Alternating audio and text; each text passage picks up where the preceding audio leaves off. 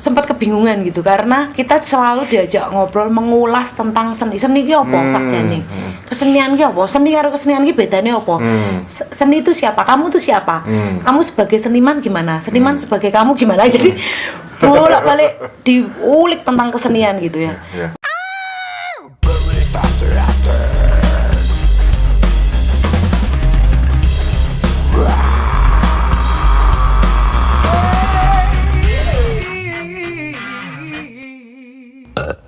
Tadi kita udah mendapatkan banyak insight soal pelajaran pengetahuan ketubuhan dalam hal berteater. Nah, ngomong-ngomong soal pengetahuan, Mbak Nuning tadi seperti juga sempat aku spoil tadi, Mbak Nuning juga salah satu orang yang memang banyak bergiat di bidang pendidikan, khususnya teater.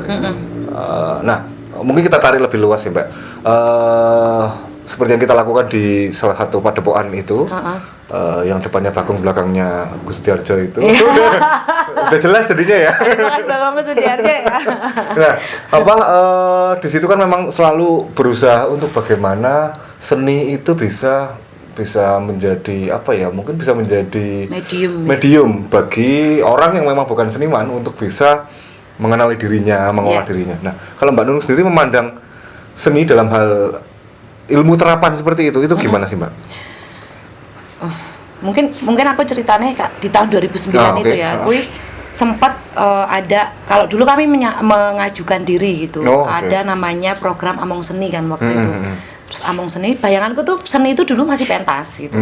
Seni yang gak pertunjukan, pentas ning dhuwur panggung gitu kan. Nah, makanya penasaran seni untuk masyarakat waktu itu timelinenya, terus tagline-nya. Terus akhirnya aku mengajukan dan alhamdulillah waktu itu beruntung aku masuk gitu kan. Waktu masuk itu sempat kebingungan gitu karena kita selalu diajak ngobrol mengulas tentang seni ki apa sakjane. Kesenian ki apa? Seni karo kesenian ki bedane apa? Seni itu siapa? Kamu tuh siapa? Kamu sebagai seniman gimana? Seniman sebagai kamu gimana? Jadi bolak-balik diulik tentang kesenian gitu ya. Waktu itu masih nggak paham kenapa itu terus diolah-alik. Kok dirumit-rumit gitu hal yang sederhana, mbok ya wis seni ya kesenian ya padha wae to ngono. Kesenian karo seni ora ono bedane ya tetep kesenian aku sebagai orang seni dan aku, seni sebagai aku ki sing kepiye ngono. Sempet bingung gitu. Nah, ternyata aku baru tahu sekarang itu bahwa kuwi untuk kemudian berpikir ulang bahwa benarkah bahwa kesenian itu eksklusif hanya berada di atas panggung gitu. Apakah orang yang kemudian mengajak orang lain di luar kesenian, misalnya polisi, guru, atau siswa atau pegawai ini untuk terlibat dalam kesenian itu bukan seni gitu. Bedanya apa seni yang bersama dengan masyarakat ini dengan di atas panggung ngono? Kan sama-sama kita ngomongin soal mediumnya adalah kesenian gitu. Tetapi kemudian fungsinya menjadi berbeda ngono kan. Karena ternyata ketika unsur-unsur seni itu dipertemukan dengan di luar kesenian, ternyata aku yuk banyak memberikan insight gitu buat si seniman sendiri ngono kayak loh. Begini tau cara pandang orang lain terhadap seniman gitu. Pernah kita ketemu sama pejabat Exelon waktu itu. Pertanyaan kami pertama itu, seni menurut Anda itu gimana? Terus tapi waktu itu jawabannya seniman kira disiplin, kan ditarget, reget gini-gini gitu. Terus akhirnya waktu itu di workshop itu tuh jadi semacam demo kami bahwa mengatakan kami tidak akan bilang oh enggak kami punya target kok, tanpa harus mengatakan itu. Kegiatan yang kami lakukan kemudian menunjukkan pada orang lain bahwa kami punya target yang kemudian kami ciptakan sendiri. Artinya beban target itu kami buat sendiri dan harus kami selesaikan sendiri. Taruhlah yang gawe pentas kan ada yang gawe target ya. Iya, benar. Tanggal 23 mau pentas diumumkan orang banyak. Mau tidak mau harus mempertanggungjawabkan itu gitu ke orang lain. Apa yang harus dilakukan kemudian ya proses latihan untuk mencapai ke tanggal 23 itu misalkan. Nah, dari situ tanpa harus menyebutkan bahwa loh kami punya target gitu dan kami disiplin dengan itu gitu. Nek ora disiplin nyandak tengah-tengah likur punya tahapan disiplin di sini ngomongnya bukan hanya waktu ya, tapi ada tahapan-tahapan yang harus kami lalui untuk mencapai ke situ gitu. Nah, akhirnya karena kami menunjukkan itu melalui aktivitas di workshop dan mediumnya kesenian mereka sendiri yang kemudian bilang ternyata yang kami pandang selama ini tidak sebenarnya benar tidak sepenuhnya gitu. benar. Bahwa tidak sepenuhnya benar gitu, bahwa ternyata kami bisa melihat cara seniman, disiplinnya cara seniman, dan bagaimana kemudian target itu tidak dari orang lain tapi target dari diri sendiri untuk kemudian aku kan mongkok ya sebagai seniman ya, aku kok kayak gini ya, maksudnya segini efeknya ketika kami bertemu dengan masyarakat. Artinya secara tidak sadar kami juga jadi representasi dari seniman yang perwakilan dari gaya sih pokoknya saat itu ya gitu. Begitu mendengarkan itu tuh kayak wah, berarti bisa kita kemudian bilang bahwa tidak semua yang dianggap soal seniman itu benar gitu, bahwa ada hal, tapi beda ya antara dunia mereka dan dunia kita. Ada cara masing-masing ngomongin disiplin dan ngomongin target gitu. Nah, nek soal pembawaan seniman yang selengaan dan yang bebas, mereka sempat ngomong bebas, nggak ada batasan itu. Begitu mereka terlibat bersama 3 hari waktu itu, ternyata bebasnya nggak bebas yang bebas amat ya gitu. Ternyata ada batasannya ya, kayak hanya cara berpikirnya yang bebas, tetapi ketika membentuk nggak bisa sebebas mereka, bebas berimajinasi, tetapi bertanggung jawab untuk menyelesaikan imajinasi itu dalam bentuk. Gue kan jadi jawaban buat kita sendiri gitu. Ternyata mereka bisa melihat itu dengan cara kita membaur langsung dalam bersama dengan masyarakat gitu. Itu. Nah, ini yang kan itu dari para seniman kemudian mengajak masyarakat yang tadi beranggapan seperti itu. Nah, untuk mengkomposisi sebuah, taruhlah metode lah ya Mbak, metode atau sebuah aktivitas, untuk itu bisa dilakukan oleh semua orang, tapi sekaligus mereka bisa menyadari, oh ini loh jalan ke sini ini kok yang ini. Itu gimana Mbak jalannya Mbak? Prosesnya? Nah, itu yang menarik waktu itu adalah diajari bagaimana, ini secara tidak langsung ngomong ke tahapan neng sekolah kan ngomongin kurikulum bahwa kita punya target di awal bentuknya begini, misalnya taruhlah kotak gitu. Artinya kita harus belajar mundur nih untuk membuat satu garis menuju kotak ini, satu garis menuju garis ini, sehingga akhirnya terbentuk kotak gitu. Nah, proses perjalanannya begitu. Jadi kayak kita punya gambaran dulu, jadi dipaksa untuk arep mencapai apa di sini. Maka ketika kamu mau mencapai A, B, C di sini, yuk mundur, arep AC apa BC apa DC apa CC gitu. Karena tidak harus A B C D langkahnya ya. Tetapi bisa kamu coba C D B A. Oh, ora pas iki dicoba A B C D juga gitu. Oh, urung pas. Oh, D B C A. Oh, ternyata ini formulanya yang tepat gitu. Ketika ketemu dengan orang yang begini gitu. Karena gue ternyata nggak cuman ngomongin target artistik ya, tapi ketemu dengan orang itu kan punya banyak karakter, punya banyak imajinasi. Nah, dan formula ini ketika ketemu dengan ini belum tentu cocok dengan orang yang ini juga gitu. Benar. Nah, bentuknya kayak gitu. Jadi target dulu, baru kita mundur melihat ke belakang langkah-langkahnya akan bagaimana untuk mencapai target ini. Kita akan tahu tercapai atau tidak based on ketemu. Berarti langsung praktis learning by doing atau masih ini dulu masih bertemu antar seniman atau dengan bertemu dengan masyarakatnya. Oh, dengan masyarakatnya gitu. Langsung ya. Jadi langsung mencobakan gini ya. Nah, bukan langsung mencobakan. Jadi Pak? Kita cobakan dulu dengan seniman, baru kita ketemu dengan masyarakatnya. Taruhlah kalau semacam simulasi. Kita simulasikan dulu. Oh, nek kowe ngomongin ngono, misalnya kita ngomongin soal komposisi itu apakah benar berpengaruh pada kesadaran orang tentang posisi, misalnya komposisi, entah itu blocking, entah itu komposisi tari gitu ya. Kita kan selalu menyadari itu dalam kesenian ya. Terus nek kita ngomong kui pentingnya apa ning dunia keseharian ngono kae lho. Terus benarkah komposisi itu akan membuat orang sadar bahwa dia akan menyadari posisinya. Misalnya kayak aku tengok karo kowe gini, posisiku nek aku ngene kan rasa sadar posisi ya. Mas Dino jadi gini loh Pak. Kan apakah benar itu berpengaruh gitu. Proses itu yang kemudian kami simulasikan gitu. Ketika kita merasa nek kowe ngomongnya soal kesadaran posisi, kita nyandak deh gitu.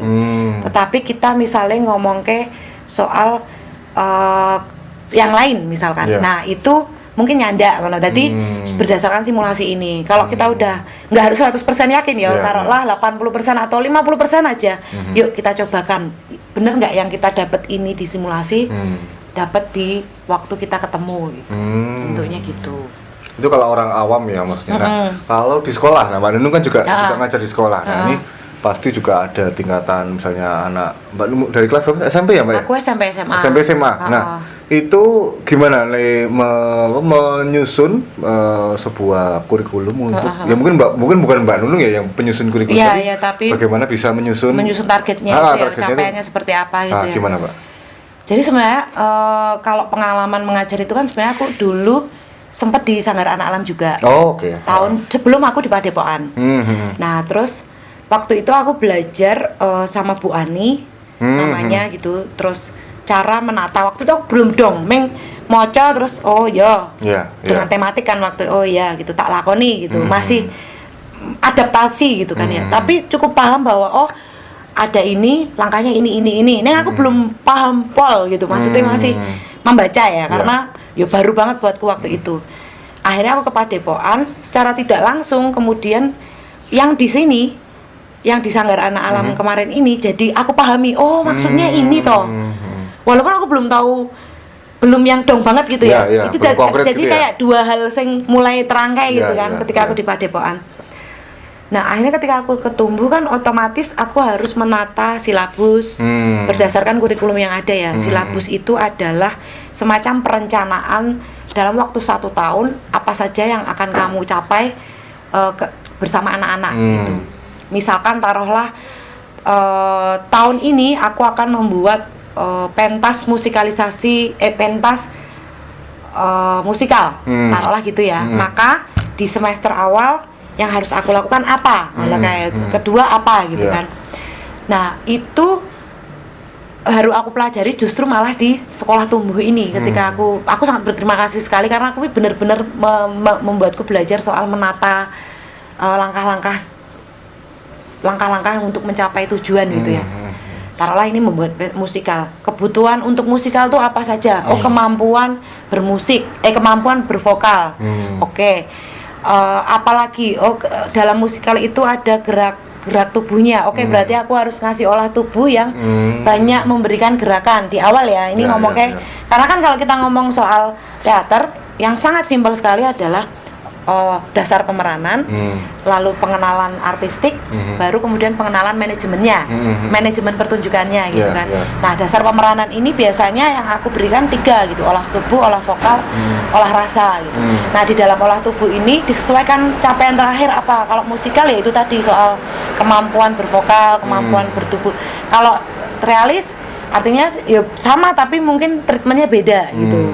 Nah, terus nanti ketika artistik ngomongin soal tata busana, tata make up, tata lampu. Bahkan sempet waktu itu nyoba lampu sing kontemporer. Iki kepiye ngono kene.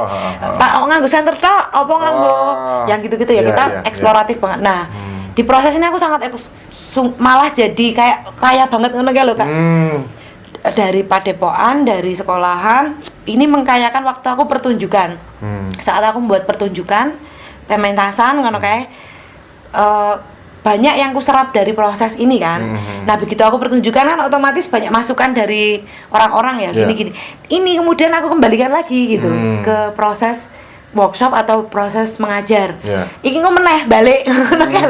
Jadi prosesnya gitu bolak-balik. Iya. Justru kalau ya berarti bener ya pengetahuan itu justru akan jauh lebih banyak kita dapatkan ketika kita mau membagikannya. Iya, betul sekali. Wah, terbukti gitu. Bener. Kita jadi punya banyak jadi punya banyak referensi, punya banyak materi untuk bisa kita bawa gitu. Nek aku dalam pertunjukan ya otomatis entah itu aku sebagai aktor, entah itu aku memberanikan diri mencoba menyutradarai gitu. Lebih ke situ. Nah, nek boleh milih nih, Mbak. Jenengan ini lebih nyaman untuk mengajar atau praktisi? Wah, aku belum bisa milih ini. Belum bisa milih itu karena nek ditakoni kowe seneng aktor apa sutradara, aku seneng aktor. Sudah bisa menjawab ya. Tapi nek sebagai aktor, praktisi atau sebagai pengajar. Ini tuh soalnya yang aku bilang tadi, bolak-balik mengkayakan. Kalau berhenti iki so entek sumure gitu. Masih, jadi aku masih belum bisa menjawab itu. Atau bisa jadi mungkin memang dua-duanya itu memang saling ini ya, Mbak ya. Saling berkaitan nih, soalnya saling mengisi, saling berkaitan, saling mengkayakan. Karena ilmu yang didapat ketika menjadi aktor itu akan diuji ketika aku mengajar. Nah, mengajar ini kemudian mengkayakan aku saat menjadi aktor gitu. Oke. Nah, ini teman-teman, apalagi buat teman-teman yang teatrawan ya. Kalau teman-teman mau mengolah dan menguji keaktoran teman-teman, silakan ajarilah, bagikan ilmu teman-teman sebanyak-banyaknya.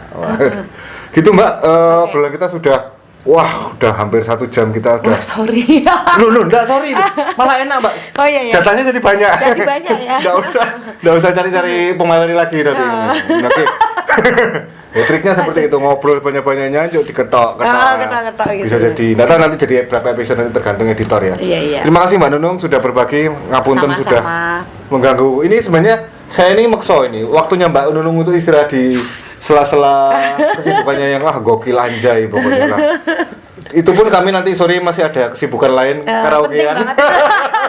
Penting loh itu.